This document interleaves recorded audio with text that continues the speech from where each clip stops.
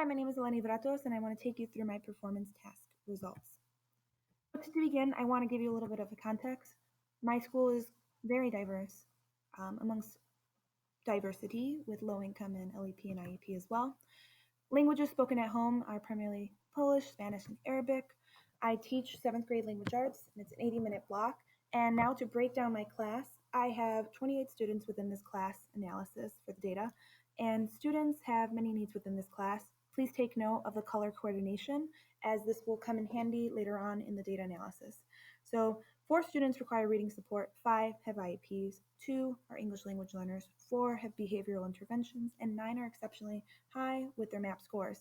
This is a class where there's a push-in special education teacher who helps me with the students with IEPs, and I also use Chromebooks within this class, so it is one-to-one, and the students are trained on the Google Suite for Education. Now, to give you some background on my content, students have been reading A Long Walk to Water, which is about 2 characters who have different timelines. They're both 11 years old, and they are each on a separate journey. Naya is one character who starts in 2008, her story, and she takes an 8-hour-long journey every day for water. And Salva, his story begins in 1985, and he goes through the effects of the Sudanese War. Hence the reason I included the map. And so students, for this performance task, had to, after reading this, answer this following question and argue whose life is more difficult, Salva's or Naya's. The standards that students are being assessed upon in this performance task is their ability to draw evidence from the text itself and finding that evidence. And I'll show you how students were able to do this as they were reading.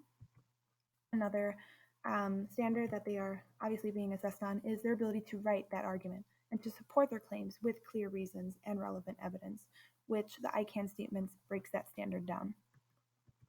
Now, within the learning community, I want to just show you how I established this learning community within my classroom. We participate in seminars, they have annotations, we use Classcraft and peer review by strength. To go over this a little bit more in depth, the Socratic seminar is where students really build off each other's ideas. And if you look at the checklist, they're engaging one another, building off, and offering new ideas. Here, the BB annotations is where they're going to get their evidence from. As they were reading, they had to identify characters' thoughts, emotions, symbols, qualities, either good or bad, using those specific annotations, which will then help them. And finally, before the peer review that I will show you, Classcraft is a class management tool, which looks something like this. And the reason I added this in is students are placed into teams, and they all have their own little expertise among members who really truly do value their contributions, because there's a mage, there's a healer, and there's a warrior, and students decide who is who, and they all really work together to either lose their points or gain them.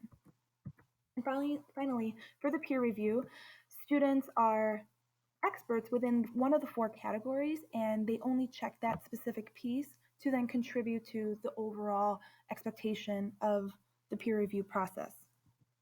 And here's a checklist of that peer review, and this shows that collective knowledge and the skill base of each individual student coming together. Now, to show you my performance task and explain it a little more, there's a simulation game where the Jafarian people are trying to get water, or they're trying to survive in a refugee camp. And this emulates perfectly the characters within the novel. Now, for part 1, which is a simulation and the reflection, there's 2 experiences, as I mentioned earlier. One is that water foraging, which is very similar to Naya's, and the second is the refugee camp survival, which is very similar to Salva's experience.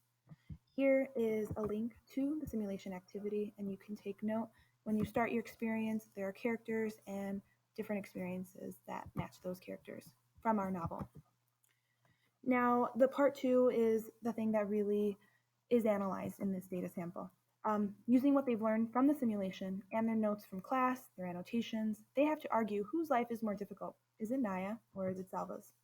And here I have a strategy for students called AcerCon, where they are identifying the components for that second standard that I showed earlier, where their argument, their claim, their evidence, their reason, and their conclusion are taken note of.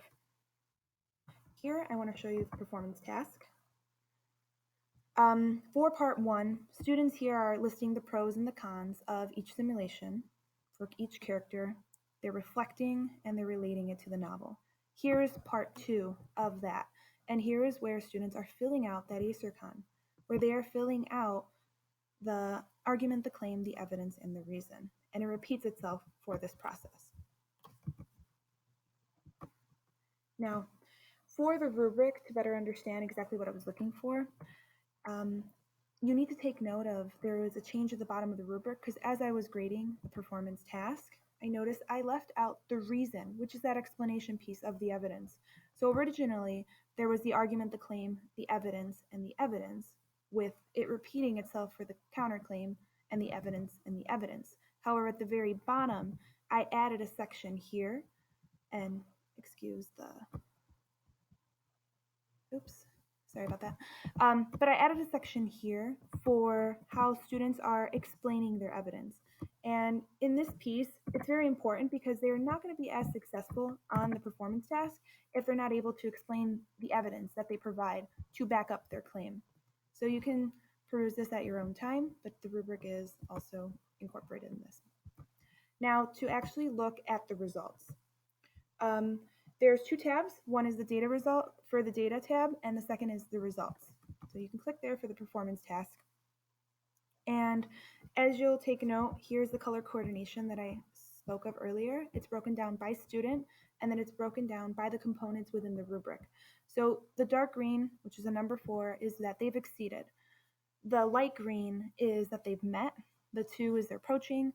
And the orange I wrote on here and included on here is that they were unfinished. And that's probably due to time because I know it was only within that given block and a lot of students required that extra time because it was written on their IEPs as well. So, but just based on that 80-minute block, this is the data that I've collected. And you'll take note on these other 2 columns is that addition piece that I had included in my rubric as I made additions. One student also was excused for medical. As you can take note here, students either were approaching or meeting and exceeding. No one fell below that approaching or not approaching.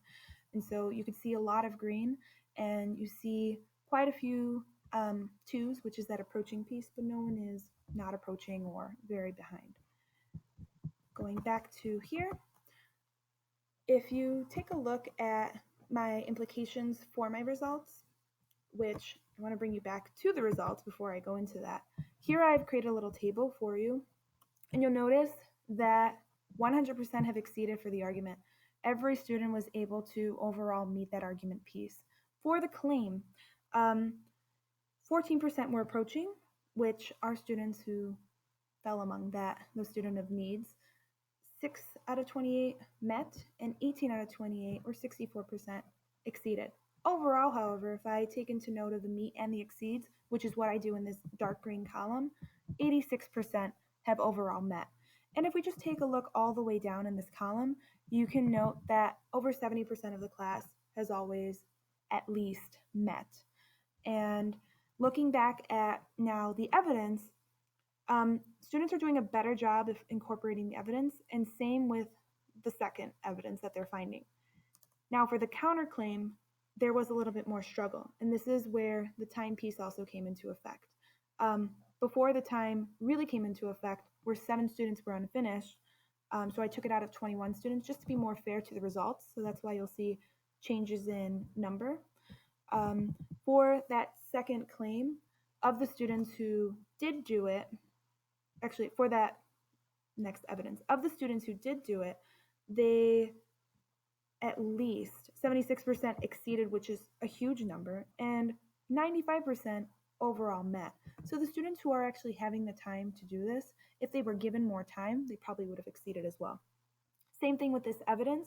The evidence is similar to, because these categories are similar within the ASERCON, same results are kind of showing here. And then finally, I really want to take note of my addition to the piece, where when taken fully out of the 28 students, 10 and above and 21 are actually meeting. Now, to finalize this, and please let me know if you have questions, overall, all students exceed in every area. There's patterns amongst the students, 7 students towards the half of the rubric, and majority met all categories. More time would help me improve, and I'd really appreciate feedback. Thank you so much for your time.